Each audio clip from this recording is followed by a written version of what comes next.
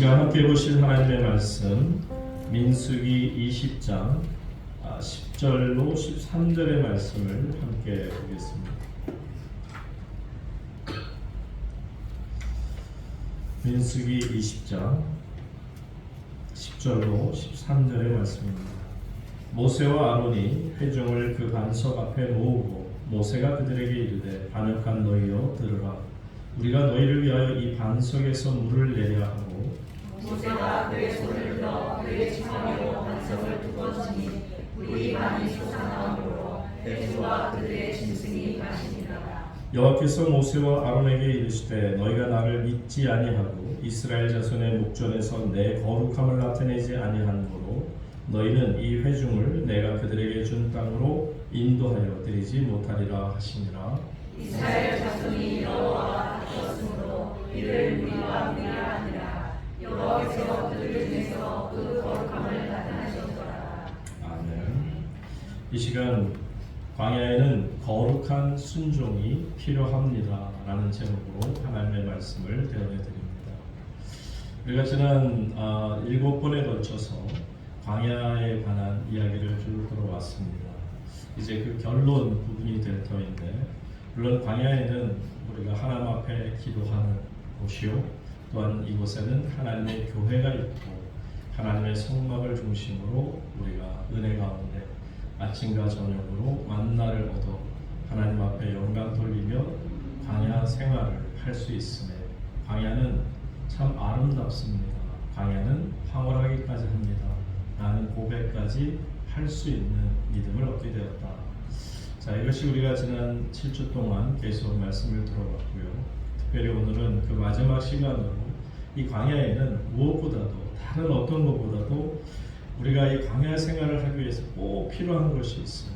그것은 뭐냐면, 이제 하나님께서 우리에게 주시는 것이라면 우리가 하나님께 드려야 되는 게 있겠죠. 그것은 바로 거룩한 순종이라는 겁니다. 우리가 거룩한 순종을 하나님 앞에 드리게 될 때 우리가 이 광야 생활을 제대로 살아볼 수가 있다라는 것을 오늘 말씀을 통해 듣고자 합니다. 모든 일이란 시작이 중요합니다. 그렇지만 그 시작만큼 중요한 것은 바로 끝이 어떻게 맺어지느냐, 이것처럼 중요한 일은 또 없지 않나 생각해 봅니다. 우리는 나라를 위해서 정말 자신의 모든 것을 조개와 같이 버린 사람들을 가리켜서 순국했다라고 말합니다. 또 교회를 위해서, 하나님의 영광을 위해서 자신의 몸을 내어던진 사람을 가리켜서 순교자라고까지 우리는 부릅니다. 한마디로 말하면 그들의 끝을 잘 맺은 사람들이라는 칭찬이 될 터인데, 여러분, 인생이라는 것이 그런 것 같아요. 과거에는 어떻게 살았든지 간에 늘 돈을 쫓다 보니까 돈하면서 살다 보니 마지막에 가서도 돈하다 죽게 되면 사람들은 그를 가리켜서 수존노다, 그렇게 말을 합니다. 그 말밖에는 더 이상 그에게 어울리는 단어가 없기 때문일 것입니다. 그러므로 인생이라는 것은 그 시작도 중요하지만 그 마지막이 얼마나 중요한가 하는 것을 우리가 알아야 합니다. 셰익스피어의 많은 희곡 중에서 짧은 희곡입니다만 끝이 좋으면 다 좋아 라는 제목의 희곡이 있습니다. 그 희곡의 마지막 장면에 보면 이런 대사가 나오죠. 어쨌든 만사 끝이 좋으면 다 좋게 되는 법이니 기쁘기 한량없구나. 씁쓸한 지난 일은 다 지났으니 앞으로 달콤하기 그지없는 일들만 찾아올 것이니라. 인생은 끝이 좋아야 좋게 끝나야 모든 것이 좋은 것이다 라는 표현이 되는 거죠. 여러분, 삼손 같은 경우를 보세요. 나시린으로 태어났습니다. 이스라엘의 사사로 살아갔습니다. 그의 힘은 세계 어느 사람에게도 찾아볼 수 없는, 정말 전설에나 나올 법한 헤라클레스 같은 사람이 보여줄 수 있는 그런 힘을 가지고 살았지만 그의 인생의 끝은 아름답지 못했습니다. 사울왕도 마찬가지죠. 이스라엘의 초대 왕으로까지 하나님이 그를 세우셨으나 그가 불신과 또 실정으로 인해서 전쟁터에서 그만 아들들과 함께 전사하는 비참한 최후를 맞게 된 것을 자각합니다. 반면에 욥이라고 하는 분은 일생이 고난이었던 것 같아요. 과정 자체가 너무 힘들었어요. 그럼에도 그는 믿음을 잃지 않았고 결국 나중에 가서는 하나님께로부터 갑절의 축복을 받은 것도 알고 있습니다. 다윗 왕 같은 경우도 그래요. 가난한 목동으로 시작했어요. 본인도 그렇고 다른 누구도 그의 심지어는 부모조차도 이 다윗이라는 아이가 결코 왕이 될 수 없다는 걸 압니다. 그럼에도 불구하고 그는 하나님과 동행하며 거룩한 사명을 잘 감당하고 이스라엘에 있어서 지금까지도 이스라엘 사람들 속에 소망으로 남아 있을 만한 바로 위대한 왕으로 세상을 마감하죠. 인생의 끝은 이처럼 아름답게 마무리가 되어져야 할 것입니다. 한때 열심히 신앙생활하던 분들 가운데 보게 되면 이런저런 물론 이유가 다 있겠으나 안타깝게도 믿음을 잃어버리고는 불신앙적인 모습으로 살아가는 경우를 참 많이 보게 되죠. 너무 안타까운 마음이 들 수밖에 없습니다. 반면에 생의 마지막까지 하나님과 동행하다가 천사 같은 모습으로 하나님 앞에 생을 마감하는 분들도 우리는 보게 되죠. 이처럼 과연 여러분의 인생의 끝이 어떠할까를 우리는 잘 생각해 보아야 합니다. 끝이 좋은 인생이 되어야 되지 않을까. 안타깝게도 유감스럽게 끝을 생명을 마친다면 이것처럼 가슴 아픈 일은 다시 없을 겁니다. 그런데 이런 면에서 보면요, 이 끝이 아름다워야 하는데 끝이 아름답지 못하게 끝나는 경우에 그럴 수도 있지. 그 사람들이 죄를 졌으니까 저 죄에 합당한 만큼 벌을 받아 저들이 저렇게 지옥으로 떨어지든 어쨌든 그럴 수밖에 없지 않나 라고 생각하겠으나 성경 전체에서 우리가 다 이해할 수 있는 건 아니겠지만 그 중에 두 가지 참 유감스럽게 생각하는 게 있어요. 그리고 어떻게 보면 이해가 되지 않는 안타까운 죽음 두 가지를 경우를 들자면 첫째는 아나니아와 삽비라의 죽음이 아닌가 생각합니다. 여러분, 아나니아 삽비라가 어떻게 죽었습니까? 어떻게 보면 인간적인 면에서 보면 굉장히 가혹하다. 하나님 좀 너무하셨다. 라는 생각을 우리에게 들게 하지 않나요? 왜냐하면 바치지 않는 사람이 더 많은데 자기 재산의 거의 절반을 바친다고 하는데 그리고 그 중에 성경에 보면 일부를 숨겼다고 돼 있어요. 자기 재산을 다 바칠 수도 있고 반을 바칠 수도 있고 그 엄청난 것을 바치면서 그 중에 일부를 무슨 이유인지 아까웠겠죠. 또 무슨 다른 이유도 있었겠죠. 어쨌든 어쩌든의 이유를 가지고 그것을 숨겼다. 그런데 그게 정말 여러분 생각할 만큼 죽을 만한 죄입니까? 그게 정말 하나님으로부터 죽을 만한 그런 큰 죄가 맞느냐 말입니다. 여러분, 만약에 아나니아와 삽비라의 죄가 죽을 만한 죄다 그런다면 여러분, 우리는 할 말이 없어요. 저도 여러분도 다 죽어야 돼요. 아나니아 삽비라만도 못하는 경우가 얼마나 많습니까? 만약에 이런 식으로 하나님께서 모든 죄에 대해서 형벌을 가하신다면 저도 여러분도 피할 길이 없어요. 벌써 우리가 죽어도 몇 번을 죽었을 수 있는 것을 말합니다. 그러니까 아나니아 삽비라에게는 이 형벌이 좀 가혹했다. 너무 지나쳤다. 그렇게 우리가 생각해 볼 수가 있는데 오늘날처럼 또 교회가 혼탁하고 그냥 돈이 왔다 갔다 하고 어떤 세상적인 그런 일들이 비일비재한 것이면 또 모르겠으나 사실 초대교회, 은혜가 충만한 그런 교회에서 오게 티와 같이 왜 꼭 이렇게 죽어야만 했는가 하는 것을 우리가 정말 생각해 보면 우리의 머리로는 신앙으로는 때로 이해가 되지 않을 때가 있죠. 자, 두 번째 유감스러운 죽음이 바로 오늘 나오고 있는 모세라는 분의 종말을 말합니다. 여러분, 아직 물론 모세가 지금 이 본문에서 죽는 건 아니지만 모세가 죽게 되는 결정적인 그가 하나님께 버림받은 죽음을 당하는 그런 내용이 나오고 있음에 이것이 또한 우리가 참 유감이다 라는 생각을 갖게 되죠. 왜냐하면 모세는 이 세상에 태어난 것 자체도 그렇고요, 하나님의 특별한 섭리로 태어나셨고요. 어떤 아기가 갈대 상자에 넣어서 그것도 본인의 뜻이 아닌 절대적으로 하나님 성령의 뜻으로 말미암아서 그게 애굽 공주에게까지 이루어 또한 거기서 어려서부터 왕궁에서 왕자로서 키워질 수 있었던 것이며 또 그가 호렙산 기슭까지 가서 장인 이드로의 양을 치는 그런 일도 그렇고요. 그러면서 그 가운데 하나님께서 그를 기적적으로 불러내시는 그래서 그로 하여금 영도자로 지도자로 삼기 위해서 지난 80년의 시간을 보내면서 그로 하여금 영적 훈련의 기간을 두었던 것을 우리가 본다면 사실 그로 하여금 하나님이 하시는 일은 너무너무 위대한 일이었어요. 그가 얼마나 철저히 순종하며 그 엄청난 일들을 이루었는가를 보게 됩니다.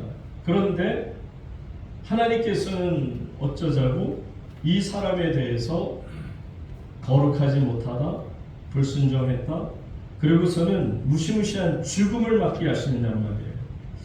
여러분, 그의 생애는 온전히 이스라엘 백성들을 이끌고 간 그것만이 그에게는 하나님 안에서 맡겨진 사명 감당하는 삶이었다고 저는 생각합니다.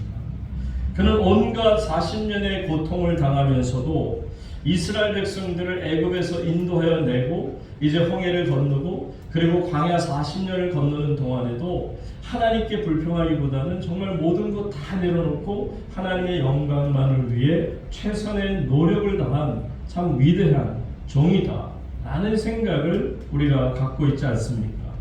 그런데 그는 하나님께로부터 벌을 받아서 그것도 다른 벌이 아닌 불신앙적인 행동으로 말미암아서 하나님께 벌을 받음에 그가 애타게 정말 오매불만 그리던 가나안 땅을 눈으로 보면서 비스가산이라고 바로 이 가나안 땅이 내려다 보이는 그 기가 막힌 높은 산에서 그것을 바라보면서 얼마나 가고 싶었는데 하나님이 허락지 않아서 결국은 그곳에서 눈을 감고 죽음을 당하는 것을 보게 됩니다. 자, 여기에서 또 생각해보는 것은 마찬가지로 아니 이렇게 따진다면 누가 있어서 가나안 땅에 들어갈 수 있었겠는가? 아니 모세만큼 위대한 사람이 있어요? 모세만큼 하나님께 헌신적인 사람이 있습니까? 모세만큼 하나님 앞에 수고한 이가 또 있겠냐는 말이에요. 모세가 못 들어간다면 다른 사람은 아예 들어갈 생각조차도 할 수 없는 것 아닐까 우리는 생각해 봅니다. 어떻게 모세가 그의 목적지인 가나안에 들어갈 수 없었는가? 이런 유감스러운 종말이 세상에 또 어디 있을까? 저는 그래서 이런 면에서 아나니아 삽비라의 죽음만큼 이 모세의 죽음이야말로 정말 유감스럽다는 생각밖에 없어요.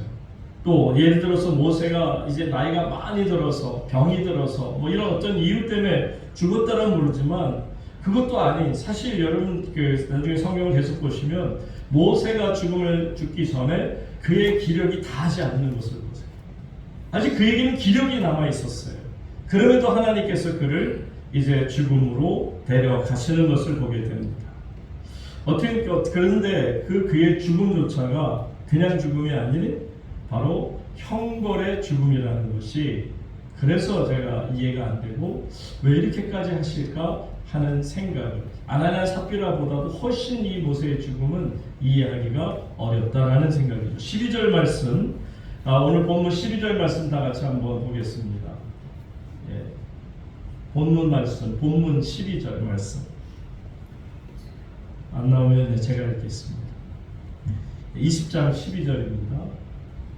여호와께서 모세와 아론에게 이르시되 너희가 나를 믿지 아니하고 이스라엘 자손의 목전에서 다 같이 읽습니다.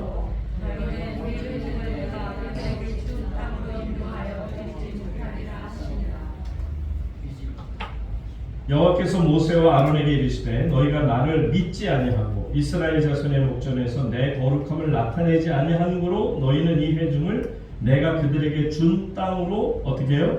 인도하여 드리지 못하니라. 여기까지 와 40년을 해왔어요. 그런데 40년 만에 이제 목전에 두고 넌 안 돼. 너 못 들어가. 그런 벌을 지금 당하고 있다는 겁니다. 그런데 여기 제목이 뭔지를 보세요. 너희가 나를 어떻게 믿지 아니하고 모세 아론에게 하는 거예요. 모세에게 하는 말씀이에요. 모세, 너 나 믿지 않았어. 그래서 이스라엘 자손의 목전에서 내 거룩함을 어떻게 했다? 나타내지 않았어. 너는 나를 믿지 않았고 나의 거룩함을 네가 나타내지 않았기에 너는 이스라엘 백성들에게 약속한 그 가나안 땅 들어갈 수가 없는 거야. 다시 말하면 너 불신앙을 저질렀기에 이 불신앙의 죄로 말미암아서 너는 들어갈 수가 없어. 여러분, 말씀을 드린 것처럼 모세처럼 위대한 신앙인이 또 어디 있었겠냐는 말이에요. 여러분, 이 모세가요, 애굽에서 출애굽할 때에도 보면 상상할 수 없는 일을 하잖아요. 물론 하나님께서 그를 붙드시고 그의 손길을 통해 그의 지팡이를 통해서 10가지 재앙을 일으킬 때에도 그냥 모세는 가만히 있고 재앙이 일어난 게 아니에요. 모세가 하나님 앞에 부름받고 하나님 앞에 쓰임받는 하나하나 재앙이 열어지는 것을 보죠. 그러다가 나중에는 그 모세의 지팡이가 홍해까지 가르는 것을 보세요. 이처럼 그는 하나님 앞에서 위대한 지도자가 분명합니다. 그러니 그 사람을 가리켜서 누가 불신앙적인 사람이라 말할 수 있겠느냐는 것인데, 또 그가 만약에 불신앙적인 사람의 모습이라면 저 같은 목사는 모세의 정말 발끝도 따라가지 못하니 당연히 저 같은 사람은 불신앙적인 사람 아니겠어요? 여러분은 어떠실지 모르겠어요. 여러분, 도대체 모세가 불신앙의 사람이라면 도대체 하나님은 어떤 종류의 신앙을 우리에게서 요구하시는 것일까? 너무 두렵지 않을 수 없습니다. 여러분, 어떤 종류의 믿음을 주님께서 우리에게 원하시는 것일까요? 24절 말씀 보세요. 아까 계속 보여주셨죠. 24절 다 같이 읽습니다. 시작.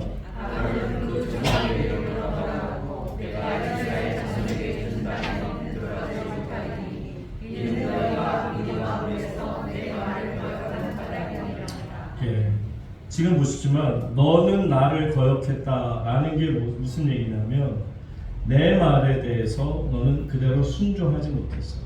거역한 게 뭐예요? 불순종했다는 거예요. 불순종한 까닭이라. 우리가 볼 때는 모세는 절대적인 순종의 사람이었을 텐데 그는 어떻게 불순종의 사람으로 이렇게 낙인 찍고 마지막에 유종의 미가 아닌 안타깝게도 유감스러운 종말을 맞이할 수밖에 없게 되었을까 하는 안타까움을 갖습니다. 여러분, 사실 모세가 얼마나 순종적인 사람이냐면요, 모세가 처음서부터 자기가 이스라엘 백성들을 이끌고 나가겠습니다, 나를 사용해 주십시오, 나를 불러, 그런 거 아니잖아요.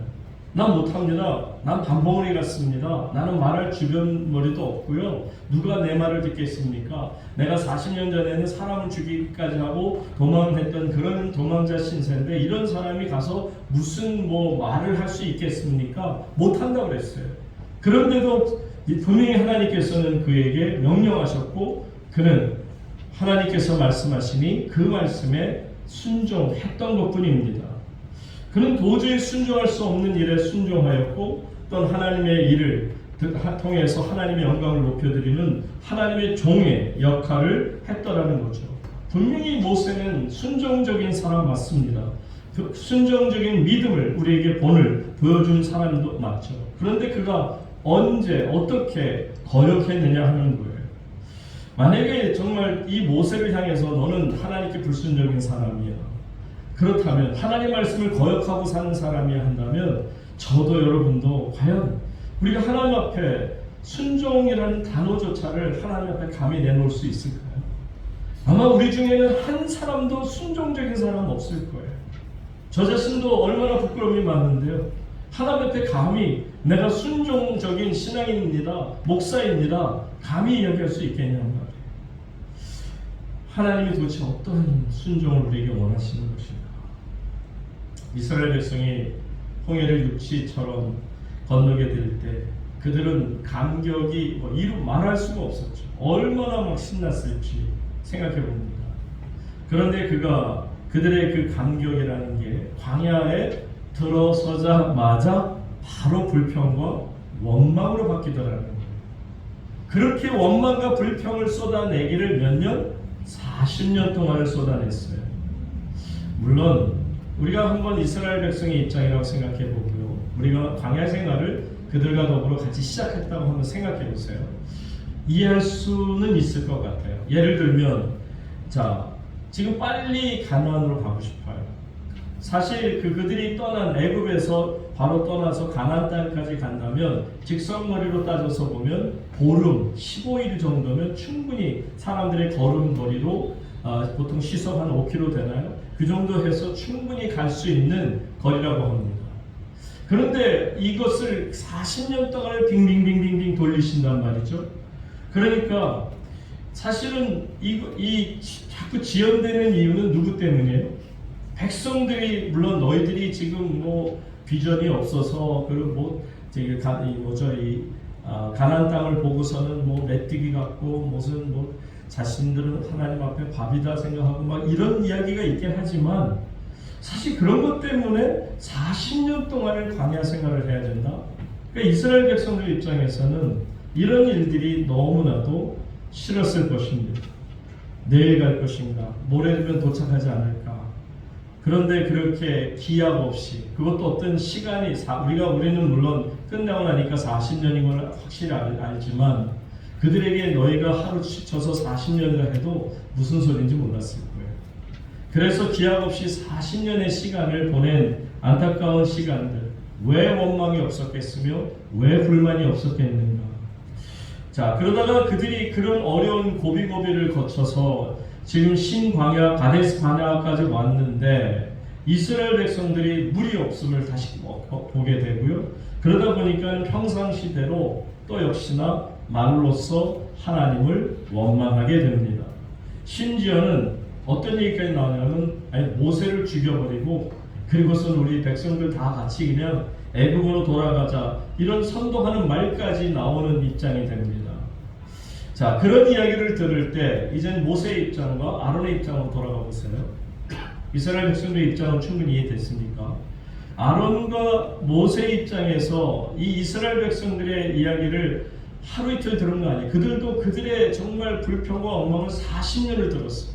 40년 동안을 듣다 보니까 I'm sick and tired. 완전히 지치고 지쳤어요. 지금 모세도 지칠 대로 지쳤을 겁니다. 아론도 그렇고요. 이 백성들 진짜 허플레스다. 어떻게 이렇게까지 소망 없는 사람들이 있을 수 있을까? 어떻게 이렇게까지 하나님 앞에 끝도 없이 계속 번민하고 이렇게 불평과 원망을 쏟아낼까? 그러다 보니까 모세가 세상 말로 뚜껑이 열린 것 같아요. 뿔따가 났어. 너무너무 화가 났어. 너무 화가 나니까, 자, 오늘 본문 10절, 11절 보세요. 이런 모습이 나옵니다. 다 같이 읽겠습니다. 10절, 11절 시작. 모세가 하나님의 종을 간사함을 보고 모세가 그들에게 이르되 반역한 너희여 들으라. 우리가 너희를 위하여 이 반석에서 물을 내려 하고 모세가 그의 손을 들어 지팡이로 반석을 2번 치니 물이 많이 솟아나므로 회중과 그들의 짐승이 마십니다. 10절 다시 한번 가서 보세요. 10절. 자, 모세와 아론이 회중을 그 반석 앞에 모았어요. 지금 모세와 아론의 그 심정은 어떤 거예요? 화가 있는 대로 난 거예요. 왜냐하면 자기까지 죽여버리고 그리고 애굽으로 돌아가겠다, 하나님 원망하고 자기에게 원망하는 이런 걸 듣다 보니까 모세도 지칠 대로 지친 상태에서 에이, 내가 이제 더 이상 못 참아. 나도 이제 뚜껑이 열렸으니까 내가 지금까지 40년 동안 당신들에게 화를 안 냈지만 나도 화를 낼 수 있는 사람이다. 이 모세를 하나님 뭐라고 부르셨어요? 지상에서 가장 온유한 자다. 온유함에 있어서 가장 중요한 것은 참아내는 거거든요. 끝까지 인내하는 거거든요. 그러니까 그러려면 끝까지 인내했어야죠. 그런데 여기서 더 이상 못 참는 거예요. 너무너무 이 지상에서 가장 온유한 자인 모세가 이제는 본인도 지칠 대로 지치다 보니까 화가 있는 대로 나서 어떻게 했느냐면 그들에게 이르되, 화가 난 상태에서 말하는 거죠. 반역한 너희여 들으라. 그런데 여기서 반역한다라고 하는 뜻이 물론 하나님을 향하여 반역한 것도 되겠으나 히브리 원어로 보게 되면 단어를 선택할 때 그가 나타나는 것은 본인들에게, 한마디로 말하면 내가 하나님의 종인데 내게 반역해, 너는 하나님께 반역한 거야. 너는 주의 종인 나에게 반역한 것은 하나님께 반역했으니 하나님께서 너에게 벌을 내리실 것이야. 이런 뜻입니다. 요즘에 보면은 목사들 중에 진짜 얼마 전에도 그 우리 총회장 되시는 그 양반이 그렇게 강단에서 했다가 그게 무리가 길어져서 굉장히 큰 어려움이 많다는 걸 듣고 있습니다만, 뭐 예를 들어서 어느 암흑의 권사가 나한테 어떻게 했더니 하나님이 그를 쳐서 어떻게 했고, 암흑의 장로가 나한테 어떻게 했더니 또 하나님이 어떻게 쳐서, 여러분 지금 딱 그런 심정입니다. 내가 하나님의 종인데 당신들 나한테 이렇게까지 하고 하나님 앞에 이렇게까지 반역한다면 너희여 들으라. 우리가 너희를 위하여 이 반석에서 물을 내랴. 누가 물을 낸다고요? 내가 낸다는 거예요. 그러니까 지금 모세도 화가 나는 김에 본인이 교만이 자기도 모르게 싹튼 것 같아요. 하도 하나님의 지팡이를 가지고, 근데 하나님 지팡이지만 사실은 자기 지팡이에요. 그 지팡이라는 게 쉐이리 스태프라고 하잖아요. 그게 그냥 목동으로 있을 때 40년 동안 어디서 이렇게 주워가지고 나무 깎아서 그걸로 이렇게 목자의 지팡이로 이렇게 만들어서 쓰고 있던 거를, 그거를 하나님이 쓰게 하신 거거든요. 어떻게 보면 물론 자기가 만든 거고 자기 것이긴 했어요. 그럴지라도 하나님은 능력을 주실 때 그 지팡이를 통해 주셨다는 것은 그 능력은 누구의 능력이에요? 하나님 능력이잖아요. 그런데 모세가 착각한 거예요. 너무 익숙해지니까 내가 했던 것이라 착각하고 교만이 싹틀 수밖에 없는 그런 상황에서 화가 나니까 자기도 모르게 교만하게, 밑바닥에는 항상 겸손으로 모든 걸 가리는지 몰랐지만 화가 나니까 저 밑바닥에 감추었던 교만이 그냥 겸손을 뚫고 위로 올라오지 않았나. 그러니까 하는 얘기가 너희여 들으라. 우리가 너희를 위하여 이 반석에서 물을 내려 하고, 그리고 11절 보세요. 그러다 보니까 이런 실수를 합니다. 모세가 그의 손을 들어 그의 지팡이로, 하나님 지팡이 아니에요. 말씀드린 것처럼 모세 지팡이 맞는데 반석을 몇 번 치니?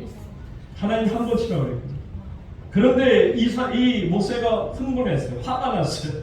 내가 물을 낸다 생각하니까 반석을 치는데 두 번 쳤다는 얘기는 감정을 갖고 친 거예요. 그냥 꽝꽝하고 보이는 데서 그렇게 안 하고 살짝만 대도 하나님의 역사는 나타납니다. 그런데 그냥 이게 되는 게 아니고 어떻게 두 번 칠 때 그냥 두 번 탁 이렇게 쳤겠어요? 있는 대로 사람들 앞에, 우리 보통 화난 사람들 보면 막 집어던지는 사람들 있잖아요. 집어던질 때 이렇게 집어던지는 분 보셨어요? 화가 나면 그냥 막 집어던지잖아요. 막 소리도 크고 난리도 아니지 않습니까? 모세가 딱 그 모양이에요. 지금 화가 머리끝까지 나니까 자기도 모르게 그냥 있는 대로 내려치는 거예요. 물론 하나님은 그의 손길을 통하여 물에 터져나오는 역사는 허락하십니다. 모세에게도 이스라엘 백성에게도. 지금 하나님 앞에서는요, 모세뿐만 아니라 이스라엘 백성도 잘못하고 있는 겁니다. 모든 무리들이 하나님 앞에서, 모든 인간들이 하나님께 죄를 범했습니다. 그럼에도 하나님은 모든 회중과 그들의 짐승까지도 마실 수 있는 물을 허락해 주시는 것을 봅니다. 여러분, 아무리 화가 나도요, 우리가 입을 열어 말을 할 때에는요, 결코 이 말이 내 인간의 감정으로 섞인 것이기 때문에 그냥 한번 나오면 끝이라 생각하지 마세요.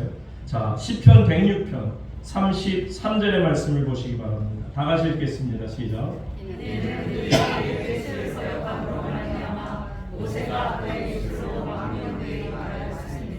보세요. 시편 기자가 이 모세가 했던 것에 대해서 너무 안타깝게 평가하기를 뭐냐면, 그들이 그의 뜻을 거역함으로 말미암아 모세가 그의 입술로 망령되이 말했다. 절대로 해서는 안 되는 말을 주의 종, 믿음의 종, 지상에서 가장 온유하다고 했던 그 아름다운 지도자인 모세 입에서 험악한 말이 나온 거예요. 해서는 안 되는 말이 나온 거예요. 교만한 말이 나온 거예요. 그가 뭐라고 했다고요? 그가 다시 처음에 했던 10절 다시 가서 보세요. 본문 10절에 가서 보시게 되면 그가 10절 그때 이르되 반역한 너희여 들으라 라고 소리 지르죠. 이때 반역했다라는 단어가 하모림이라는 단어입니다. 하모림이라고 하는 것은 망령된 말을 입으로 쏟아내는 것을 말하는데, 한마디로 여러분, 이 말이라는 게 얼마나 중요하냐면요, 결국 말이라는 게 혀에서 나오는 게 아니에요. 물론 혀를 통해서 나옵니다. 그렇지만 말이라고 하는 것은 이 혀에서 만들어지는 게 아니에요. 여러분들의 쌓인 마음에서 나오는 것입니다. 여러분들이 평상시에 어떻게 생각했는지가 화가 날 때라든지 감정 컨트롤이 안 될 때라든지 이럴 때 급할 때 나도 모르게 가슴에 쌓였던 것이 튀어나오는 것을 말해요. 아마 본인도 놀랄 거예요. 그리고 모세도 놀랐을 것이고 듣는 모든 백성들도 다 놀랐을 것입니다. 이스라엘 백성들 광야 생활에서 조금만 고달프면 뭐라고 말하는 길을 즐겨했는지 아세요? 일찍이 저 형제들 죽을 때 나도 따라 죽었으면 좋았을걸. 여러분 기껏 살려놨더니 하는 얘기가 아이고 내 형제들 죽을 때 나도 죽었으면 좋았을걸. 여러분 듣는 분이 누구세요? 하나님이세요. 듣는 하나님이 얼마나 답답하셨을까. 민수기 14장 28절 보세요. 민수기 14장 28절 다 같이 읽습니다.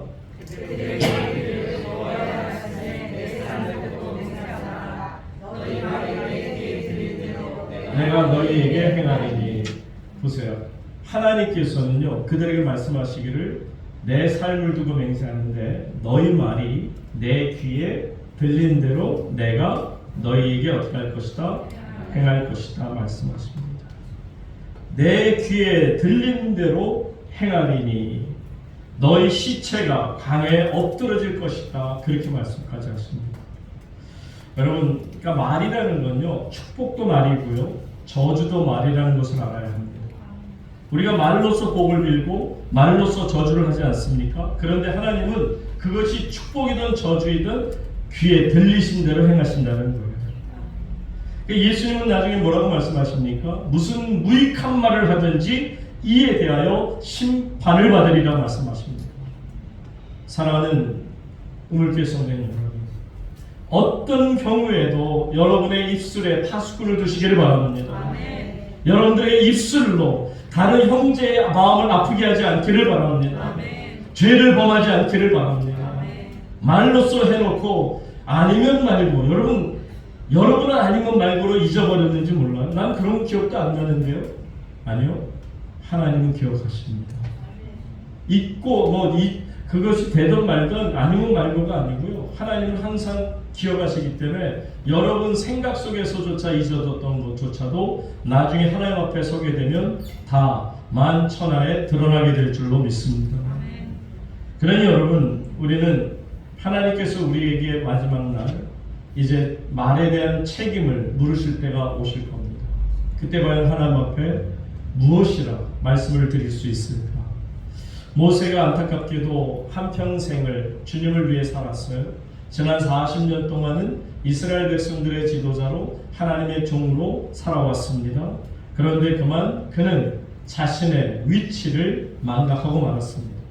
여러분 다시 본문으로 돌아가서 10절 11절 보시게 되면 왜 이런 얘기를 했을까? 모세가요 자기 자신을 망각했다는 얘기가 뭐냐? 위치를 떠나는 거예요. 왜 마귀가 된 줄 아세요? 하나님의 찬양을 맡았던 천사가 왜 마귀가 됐느냐면 자기의 위치를 떠났기 때문에 마귀가 된 거예요. 모세도 마찬가지예요. 자기의 위치를 떠난 거예요. 어떤 위치입니까? 여러분 모세는 하나님의 종입니다. 이스라엘 백성들의 주인이 아닙니다. 이스라엘 백성들의 주인은 누구시라? 하나님 한 분뿐이세요.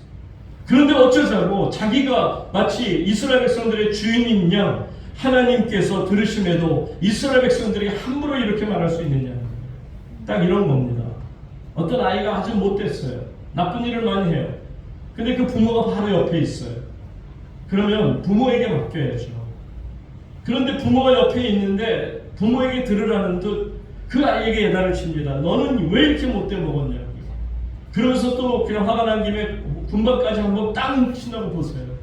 여러분 아무리 자녀가 잘못했어도요 그걸 보는 부모는 어떠죠? 내가 우리 부모로서 내가 여기 있는데 왜 꼭 이렇게까지 내 아이한테 함부로 대할 수 있는 것입니까? 거기다 손까지 낸다면 이거는 견디지 못하는 거죠. 모든 부모의 마음이 그런 것처럼 하나님께서도 마찬가지예요. 누가 주인이시라고요? 하나님이 주인이세요. 모세는 뭐라고요? 종이에요. 그런데 주인이신 하나님 앞에서 이스라엘 백성들에게 마치 자기가 주인인 것처럼 함부로 대할 때 듣는 하나님이 얼마나 민망하셨겠어요. 얼마나 화가 나셨겠어요. 사랑하는 성도님 여러분, 우리가 살면서 참 일어난 일이 바로 이런 것들이에요. 내 자신이 하나님의 이를 망각할 때가 있습니다. 내가 마치 주인인 것처럼 행세할 때가 있다는 것을 우리가 알아야 됩니다. 그러니까 입에서 쏟아져 나오느니 우리가 너희를 위하여 물을 내려, 내가 너희를 위하여 지금까지도 물을 계속 내줬는데 이번에도 물을 또 내줄까? 내 능력이 얼마나 대단한 걸 또 보여줄까? 이 미련한 자들아 하면서 화를 낼 수 있는 교만한 마음의 그 어떤 모습이 모세에게 보여지는 것을 봅니다. 그러니까 하나님께서 한마디로 말해서 11절에 보니까 너는 나의 거룩함을 나타내지 않았다. 그래서 12절 보시면 그래서 하나님께서 내 거룩함을 나타내지 아니한 고로 그래서 결국 너는 아무것도 할 수 없는 이제 죽음만을 맞이할 뿐이요 가나안 땅조차도 들어갈 수 없게 되었다.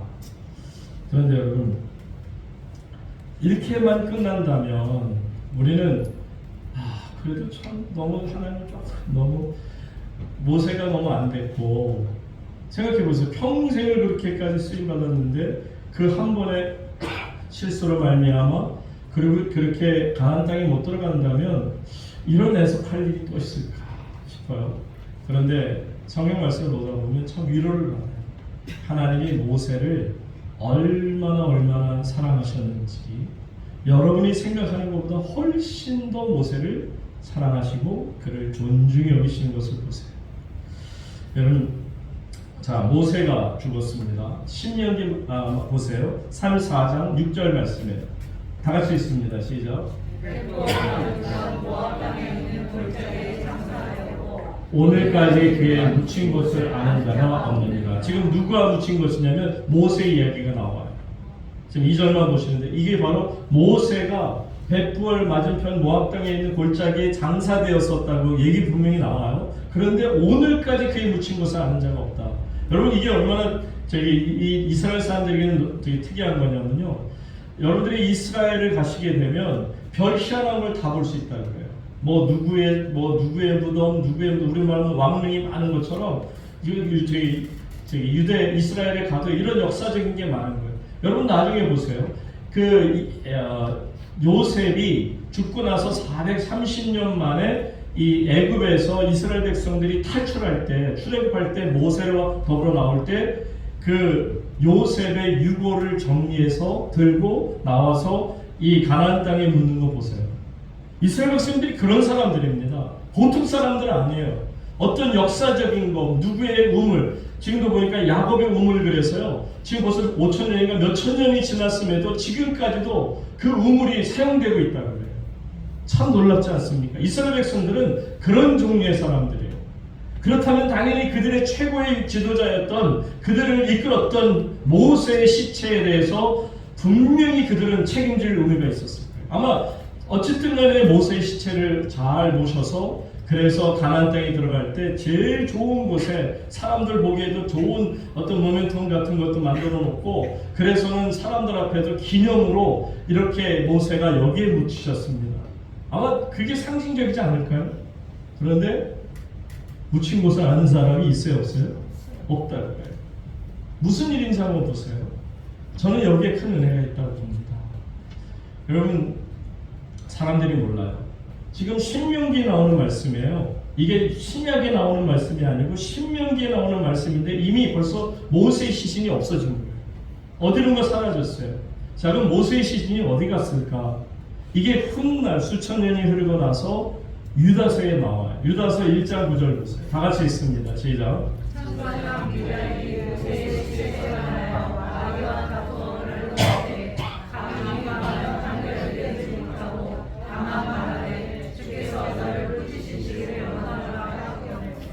제가 좀 설명을 드릴게요. 천사장 미가엘은 천사들 중에서 장입니다. 장은 같이 말하는 대장이라는 뜻이에요. 천사 중에 대장 천사 있는데 이 미가엘 천사장이 어떤 사역을 맡냐면 천사들도 족보가 있잖아요. 이제 가브리엘, 그럼 엘이라는 게 하나님 뜻도 되지만 그게 장이라는 뜻이에요. 장관 할 때 장, 또 아니면 대장 할 때 장. 어쨌든 이 가브리엘 같은 천사장은 기쁨의 소식을 전하는 모든 천사들의 대장이라는 뜻이고요. 미카엘은 어떤 천사장이냐면 군대 장관이에요. 나중에 요한계시록에 보면 이분이 막 나타나서 난리가 아니에요.